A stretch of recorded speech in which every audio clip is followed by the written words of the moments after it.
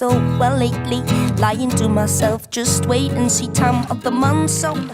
Estou de volta com o Premier para lançar, no caso agora, o livro Mossoró Espaço Urbano em Questões Habitacionais, do professor Gionaldo Pereira, daqui da UERN, do setor de Geografia, né, professor? Isso é resultado do seu doutorado. Antes de falar do livro, eu queria saber onde foi feito o doutorado. O curso foi feito na UFC em Fortaleza, concluído em setembro do ano passado, 2013. Esta edição, ela foi publicada por quem? Pela universidade? Ela tem o patrocínio da universidade? Ela tem a edição da UERN, né?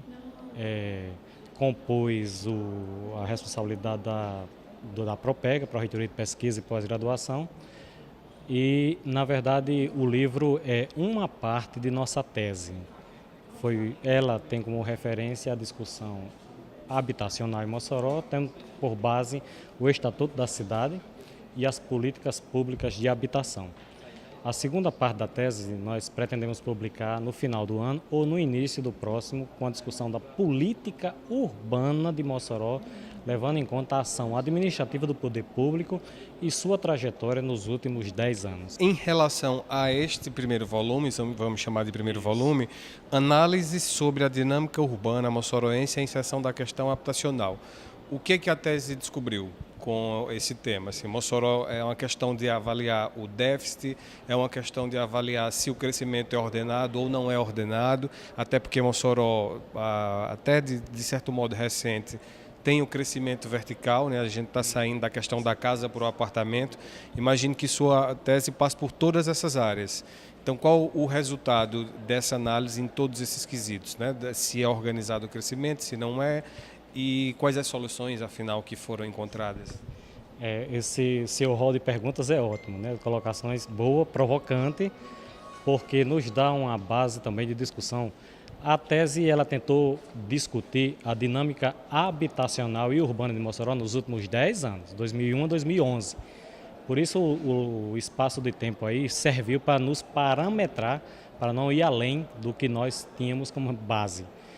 Muitas descobertas, ou pelo menos muitos marcos nos tomou por referência.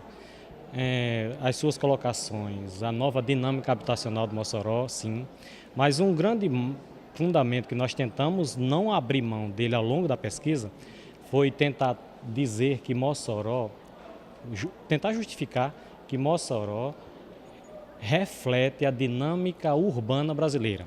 É uma cidade média, é um centro específico, o IBGE confirma isso, né, com seus levantamentos.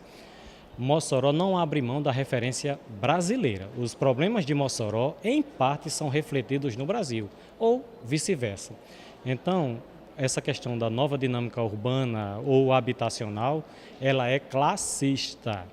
Não são todos os bairros, os setores da cidade e também os segmentos sociais que conseguem alcançar esse tipo de habitação. Por isso que a gente nota bem que ele é bem segregado, principalmente no setor que a gente define como nova centralidade, área de Nova Betânia, Bela Vista, e também essas áreas que a gente chama de subúrbio moderno. Essas áreas de setor, por exemplo, da Sé de Areia Branca, enfim.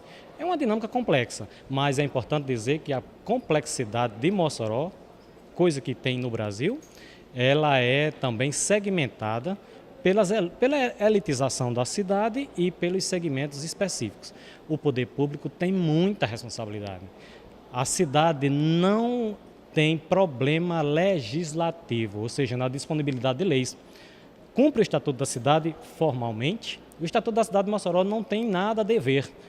Tem Conselho da Cidade, tem Conselho de Habitação, tem Plano Local de Habitação de Interesse Social, tem a lei.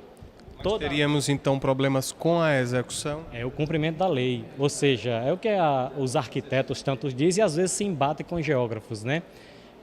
Lei não é por falta de legislação que as cidades brasileiras têm os problemas que têm.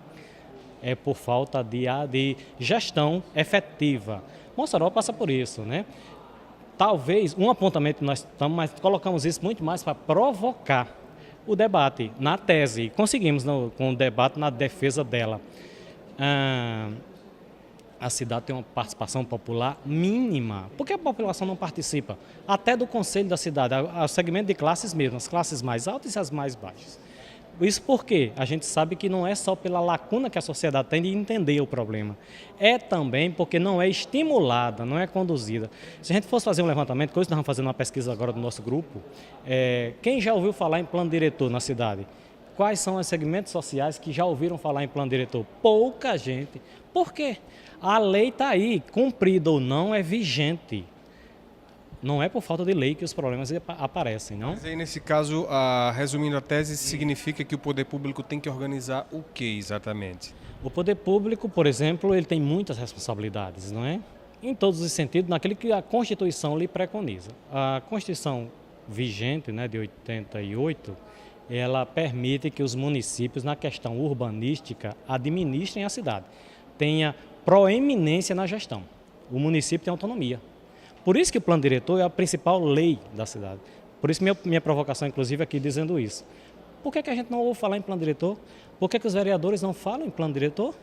Por que a gente não vê debate sobre plano diretor na Câmara, nos bairros, nas lideranças comunitárias? Então, é essa a situação. São muitos os problemas, é difícil apontar 3 ou 4, né, nesse sentido. Então, a questão da dinâmica, aí, nesse sentido que a gente direciona para a habitação. Mas não dá para separar a habitação da questão do saneamento, da questão urbanística, enfim. Imagine, então, que essa tese também não tenha chegado a analisar o pós Minha Casa Minha Vida, que criou novos bairros e talvez tenha diminuído, portanto, o déficit habitacional por aqui. É interessante a colocação. O Minha Casa Minha Vida, nós tratamos dele, né, até 2011, né, já no terceiro ano do programa, segundo ano do programa, na verdade. Ele não diminui muito o déficit, né, porque até 2012 o programa ainda estava em formação. Mossoró tem uma contradição interessantíssima que nós conseguimos levantar. Mossoró tem um déficit habitacional em 2010, levantado pelo IBGE, de aproximadamente 13 mil residências, 2010. 13 mil famílias estavam sem casa própria. A cidade, naquele ano, 2010, tinha 73 mil habitações. 73 mil. Faltavam 13 mil. Aí o próprio plano local, que a cidade cumpriu a lei para elaborar o plano local de habitação popular, descobriu que existiam 16 mil casas ou habitações desocupadas. E faltam 13. Falta habitação? Não falta. Falta o quê? O cumprimento da lei? Talvez. Outra questão, puxando esse assunto, é a discussão da especulação imobiliária, notória e nítida. O aluguel em Mossoró é muito caro. Comprar casa ou apartamento também, a própria, é muito caro. Dificilmente acessível para qualquer segmento. Então, é nesse sentido que a especulação imobiliária ela é um artifício do mercado que poderia ser controlado, pela legislação que está aí. Que legislação? Estatuto da cidade, e do Estatuto da cidade veio o plano diretor.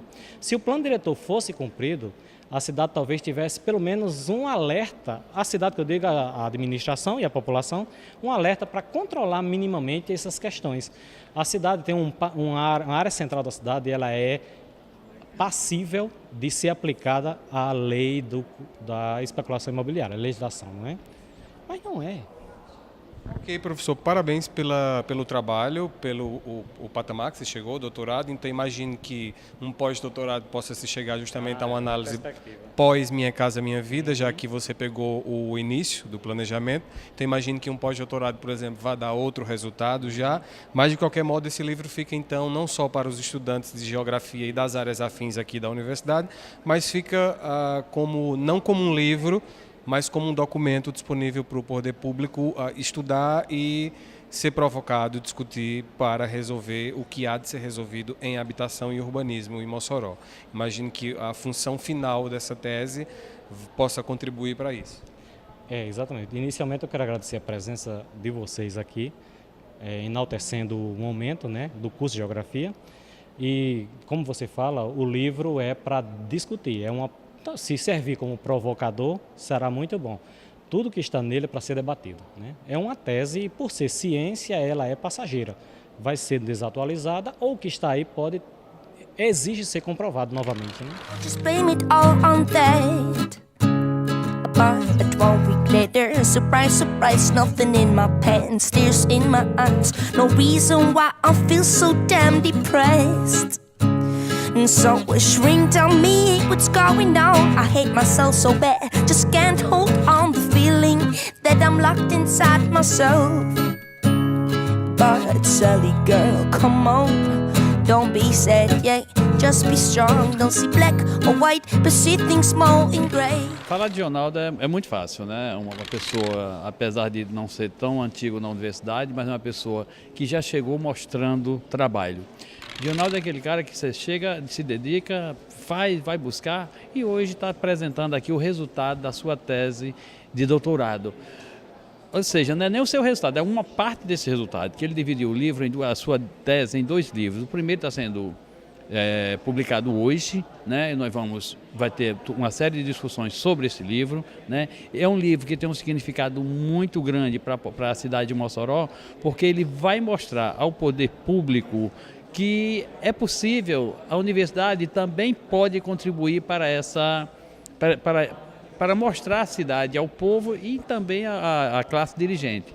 E essa classe dirigente poderá muito bem utilizar esse livro do Dionaldo como uma parte de divulgação, como também de correção dos rumos de desenvolvimento da cidade de Mossoró, porque ele trata exatamente dessa questão urbanística, a questão da habitação, passando por todas essas fases de desenvolvimento e crescimento de Mossoró. Essa tese dele, voltada para o estudo de Mossoró, vai mostrar muito para o nosso estudante a capacidade que os nossos professores têm, não só de reproduzir, né, só de mostrar o conhecimento, mas de criar esse conhecimento, de desenvolver esse conhecimento e esse conhecimento ser discutido com o aluno na sala de aula e futuramente também na sociedade.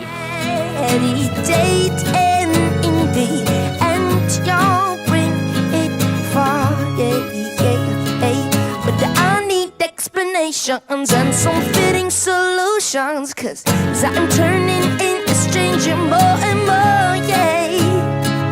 'Cause I need explanations and some fitting solutions, 'cause my emotions make me feel so insecure.